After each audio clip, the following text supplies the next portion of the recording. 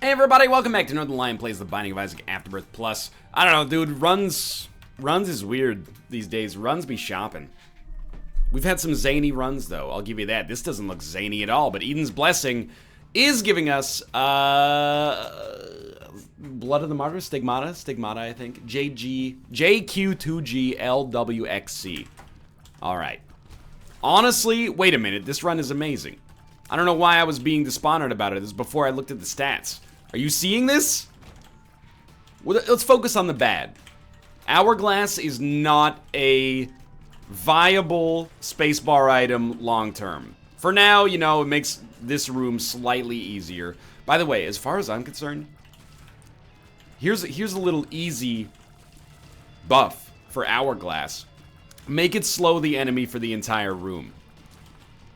Oh, but that would make it far too powerful when you choose to fight Hush, an optional boss that you have absolutely no obligation to fight. Look, do you see my point? There are so many spacebar items that are, like, Hourglass has a cool-ish effect that because of its timing, makes it, like, unusable against most bosses. Just make it so it keeps enemies slow for the whole room. It's the easiest thing in the world. I'm gonna do it. It's not the easiest thing in the world. That's insulting. I don't mean to disparage anybody else's work. All I mean is that if you want to make this item at least to the point where we're talking about it, you know, meet me halfway here.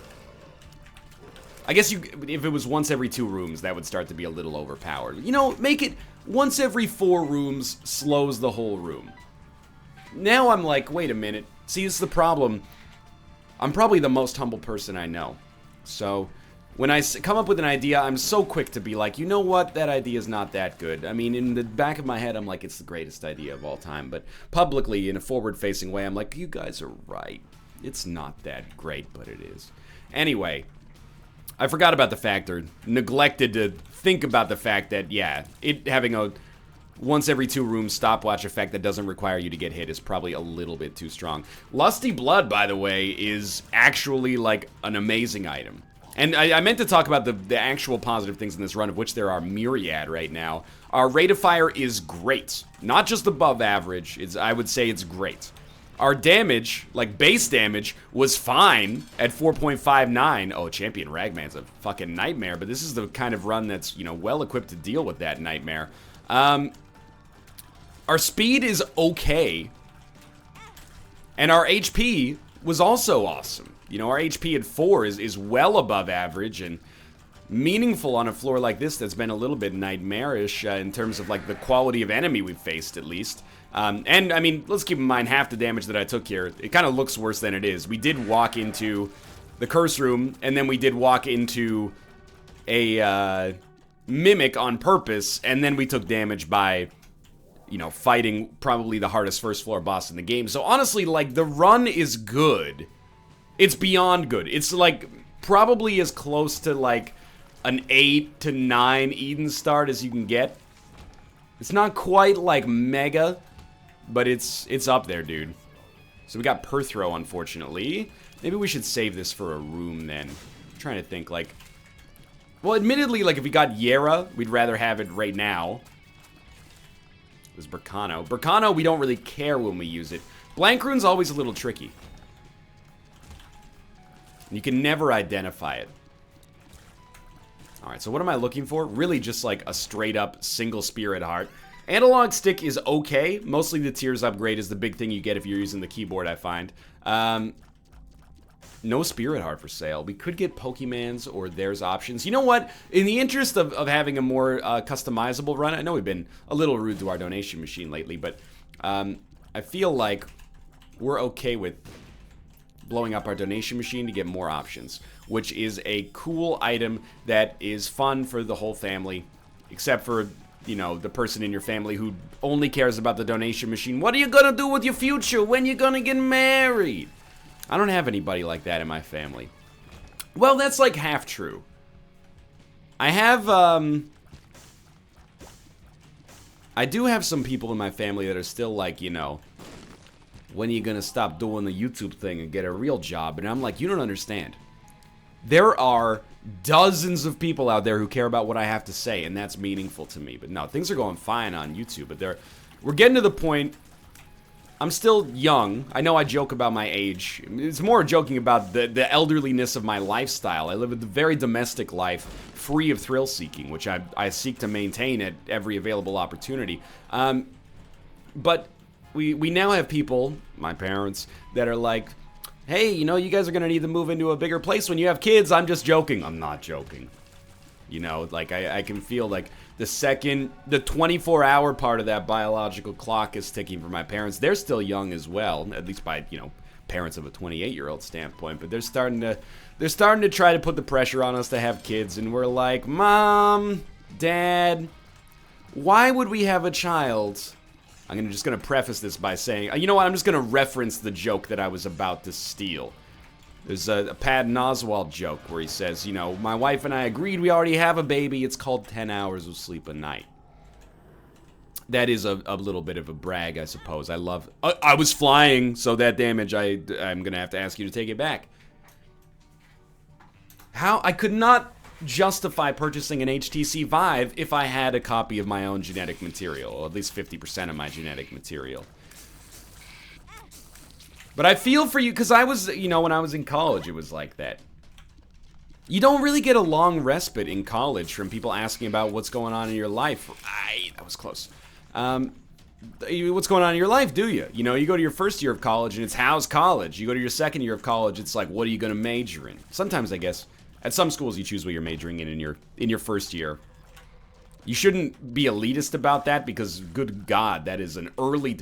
Picking your major when you're 19 is also early. Ooh, I think we still want the finger here. It's a cooler item, even though we might get closer to Beelzebub via the other one. Plus, we have the ability to fly. I feel like we made the right choice there. And then in your third year, it's like, what are you going to do after you graduate? Well, I don't know, Mom. I was thinking about futilely trying to find a job in the world that your generation has left us, replete with the knowledge that I'll never be able to afford a house because the freaking HGTV generation has driven up the property ladder to the point where it's inaccessible for the younger generation. When you were 15, you could work at 7-Eleven 2 hours a week and buy a mansion. Now you gotta be a CEO to even afford an apartment. Couldn't afford a car, so I named my daughter Alexis. Tell me that ain't insecure. It's like Kanye West said, dude. I've always thought this. The concept of school seems so secure. Sophomore 3 years ain't picked a career. She's like, fudge it, I'll just stay down here and do hair.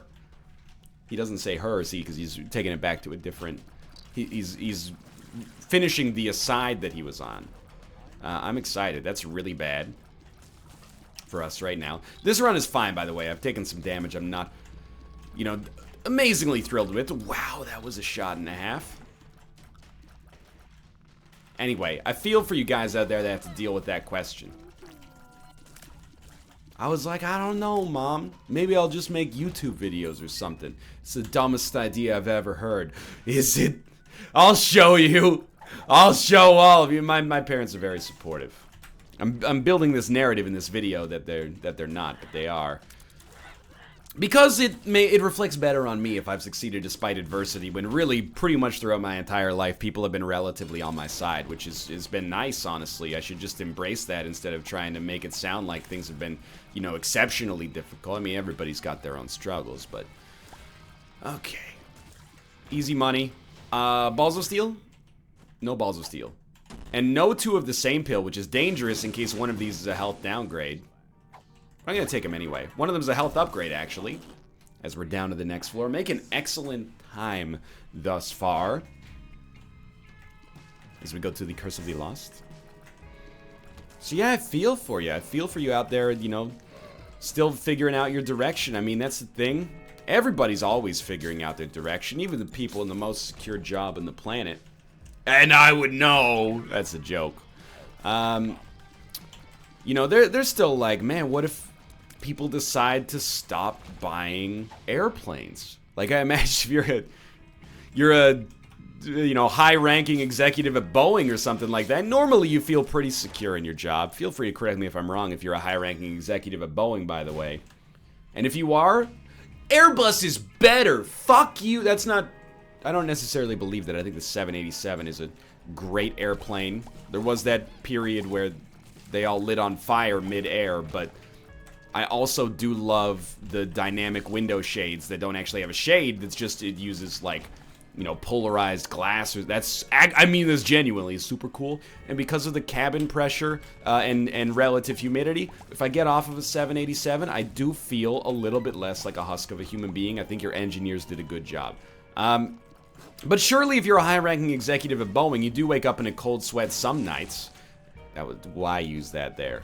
And you go, shit, what if Elon Musk's Hyperloop actually becomes like a reality, right? Like, I think it's a natural human reaction. Unless you're stupid. You know? If you're the caveman who's always worried about, you know, what if the berry patch dries up? That's valuable, you know? You're thinking ahead. If you're the caveman who's like, the berry patch will always be there, you're setting yourself up. You might not be punished, but I think you're setting yourself up for disappointment. So I've fudged up my deal with the devil chance here, but I also got an Emperor card. I also got Infestation too, so as relatively bad as this run has been from a dodging standpoint, and I'll just be honest with you, like every Isaac run I've recorded today, you can perform some forensic analysis on that if you want to figure out, you know, what I'm talking about, but every Isaac episode I've recorded today, I have taken some damage I've not been pleased with. Just not seeing the board super well today, but luckily, wow, okay. Yeah, we don't have 2 Guppy items, so I'm just gonna take Death's Touch. And if we get a deal with the devil and so... Ooh, gotta take that right away. If we get a deal with the devil anyway, and we get some Spirit Hearts, then, well, now I don't even need the Spirit Hearts. I'll take Guppy's head either way. Guppy's, not Guppy's head, Guppy's collar, Guppy's hairball, that's it. Luckily, what I was gonna say is that the run has basically been awesome. It's not unlosable, but it's very, very close to unlosable. As we move onwards here. But I guess you gotta accept, you know, when your parents ask you, you know, how's your life going? It's 2 things. First off, there is a little judgment there, because they're like, come on, motherfucker. We actually have Dark Crown active. That's a surprise. They're like, come on, motherfucker. First off, you got 50% of our genes each in you. You gotta make you look good there. And, you know, keep the line pumping here. I mean, we live in a modern world, but at the same time, like, you know, I do feel a unique pull to pass on these genes. And then at the same time, they're like, I'd put like $100,000 or more into raising you. So, you know, it would be pretty sweet if you could return on that investment. I mean, I might be, you know, I might need to live with you someday. Let's get this show on the road, but, you know, parents just don't understand, man. They're always like, don't smoke heroin, and I'm like, Mom, you don't understand.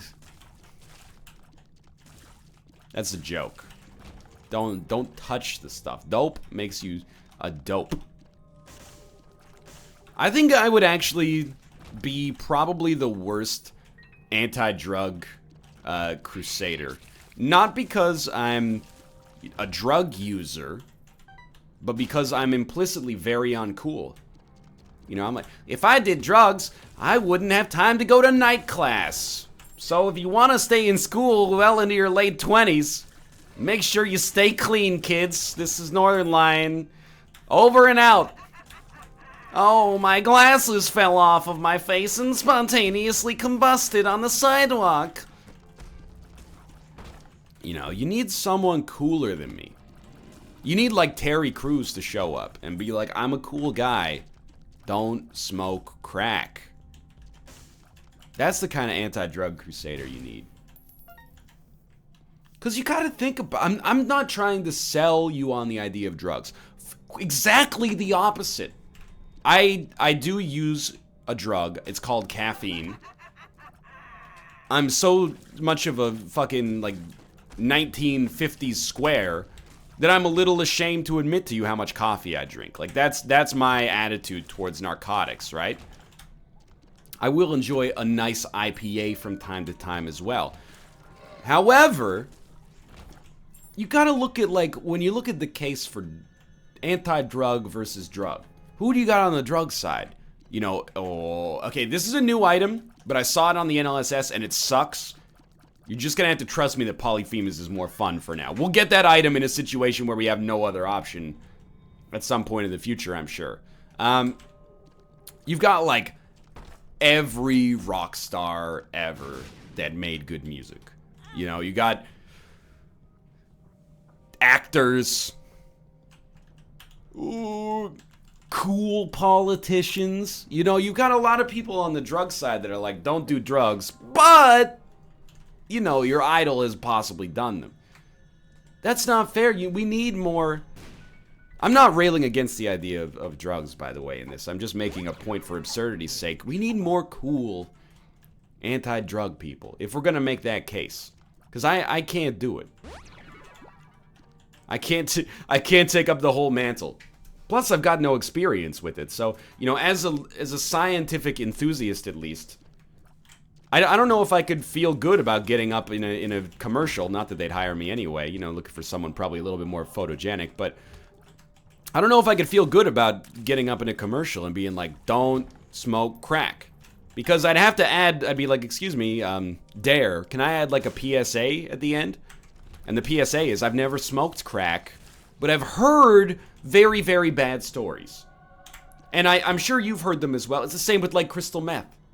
I've heard very few stories where somebody was like, you know, my life was in a weird place, and then I took crystal meth, and now things are looking up.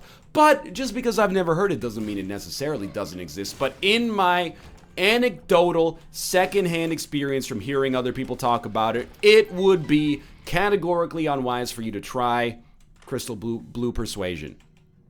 I'm going to take the relic because I can't trust myself not to take damage here. And that's just being honest, but also that's not the kind of person you want in your PSA. You want Captain Lou Albano, who gets up there and goes, don't do drugs. If you do drugs, you go to hell before you die. That's a powerful message. Instead, you got me up there that's like, well, above all else, I consider myself a skeptic, so I don't think you should touch this. But having not done it myself, I am not a crook. Okay, so we're on the Dank Depths 2 here. This run is amazing. I'm going to get off of the drug conversation. I feel like I handled it with a certain level of absurdity. That means that the fact that I handled it in a way that is not necessarily tactful is largely irrelevant. So, peep this. Take that.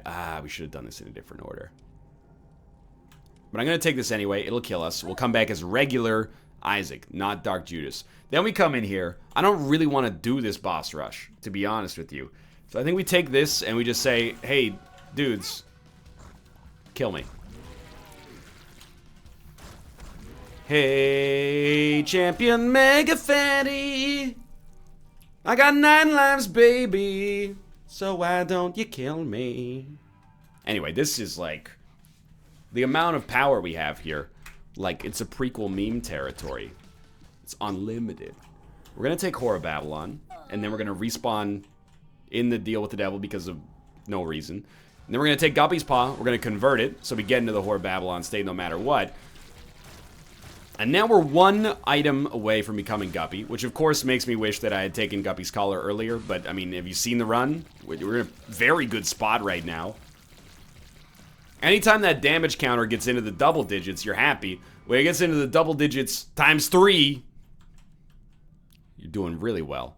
So, I mean, it's weird because, I mean, I have made mistakes on this run. I'll be the first to agree with you on that little assessment. But at the same time, maybe our mistakes... What is it?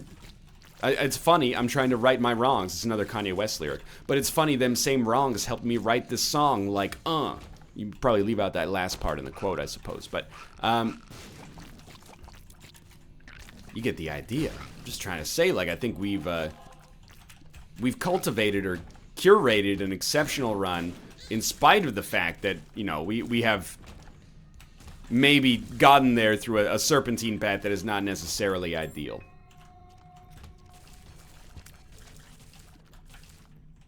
Thank you. And maybe you could pop up as well. Alright, well, it's fair to say that, like, Hush...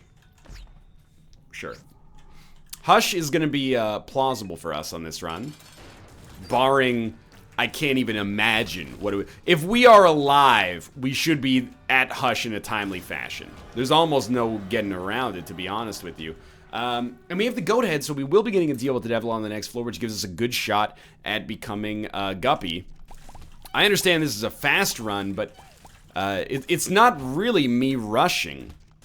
Admittedly, I could have tried to do boss rush, but I had the feeling that we were probably gonna die on that fight anyway. Although, admittedly, the first wave was going to give us a spirit heart if we killed the little Gerties last. We gotta check that. I don't know. We'll see how I feel about the Hush fight. It might be doable in this run. We have a great Hush item in the sense that we have the shears here, and our damage is, you know, fairly discreet. Not to say that it's subtle or nuanced. It's quite the opposite. It's a big old spinning scythe that hits you smack dab between the eyes. Guppy. On the other hand,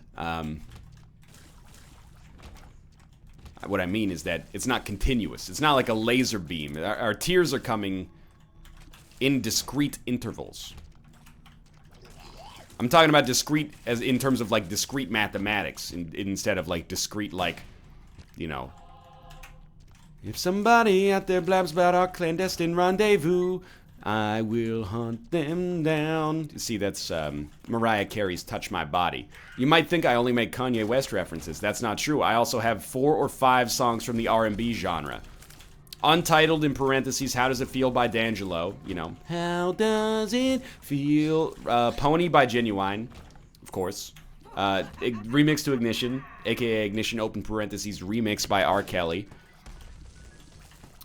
I actually forgot, there's another one that used to be mined. Oh, really?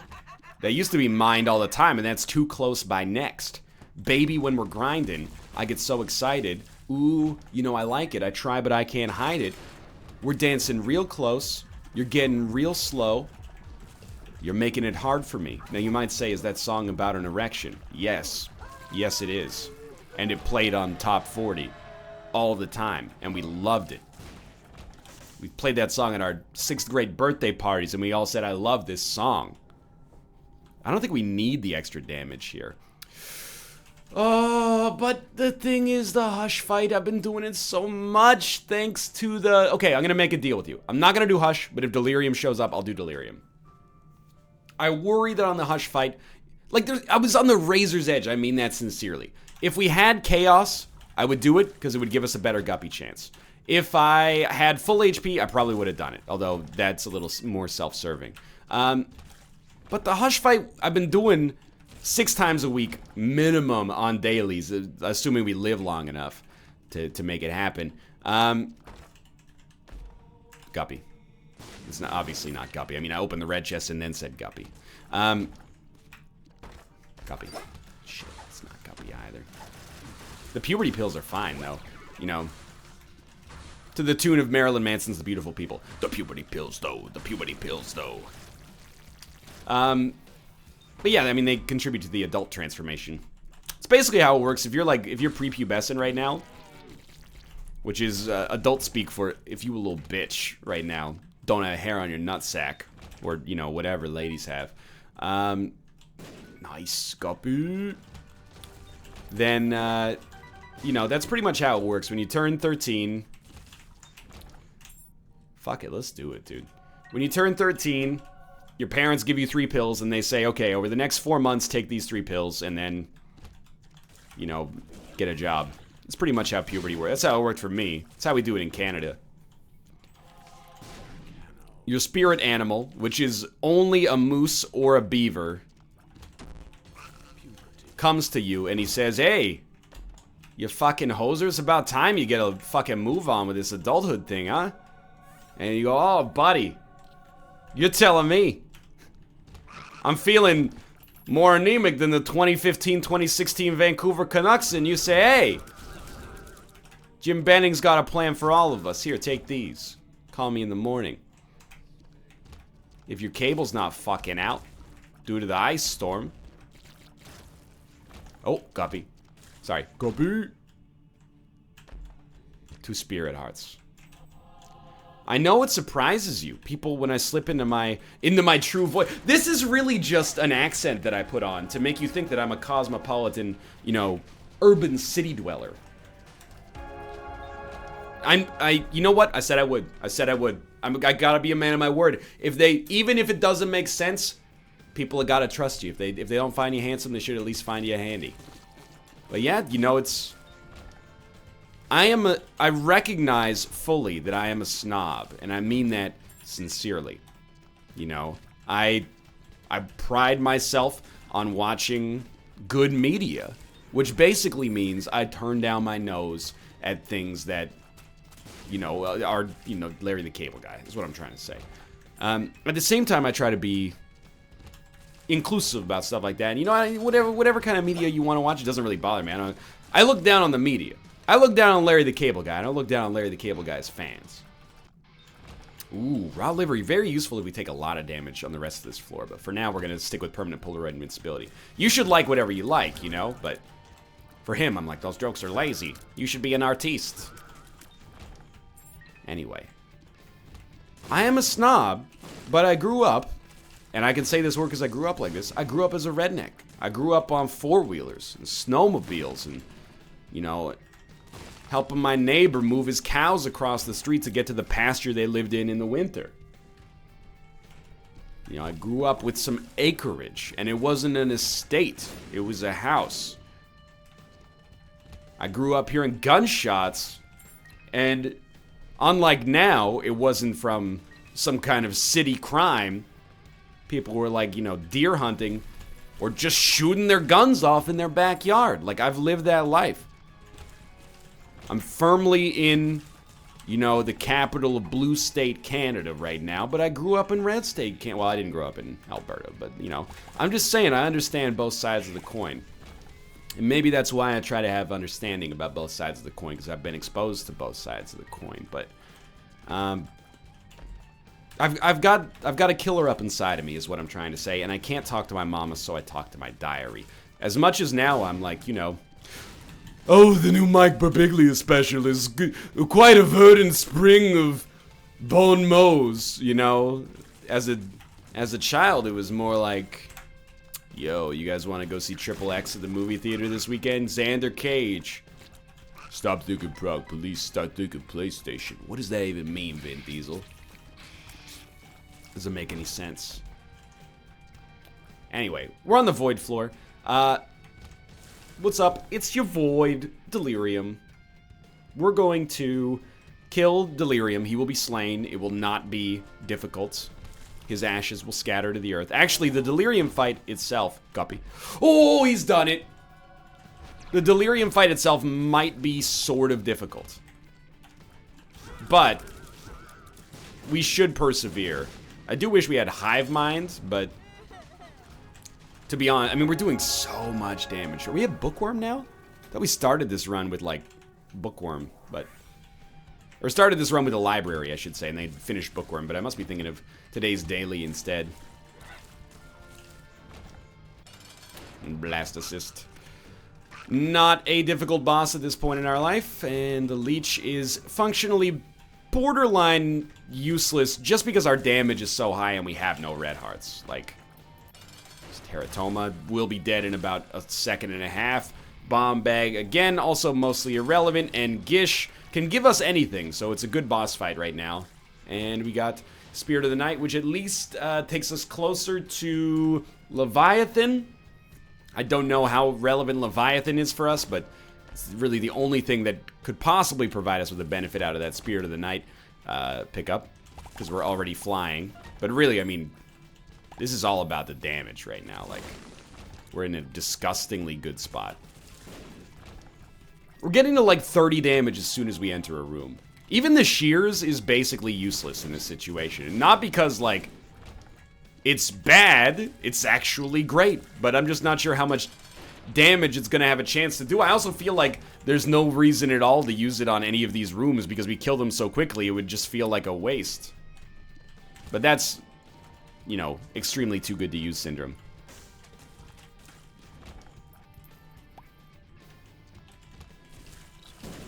Great work, team. And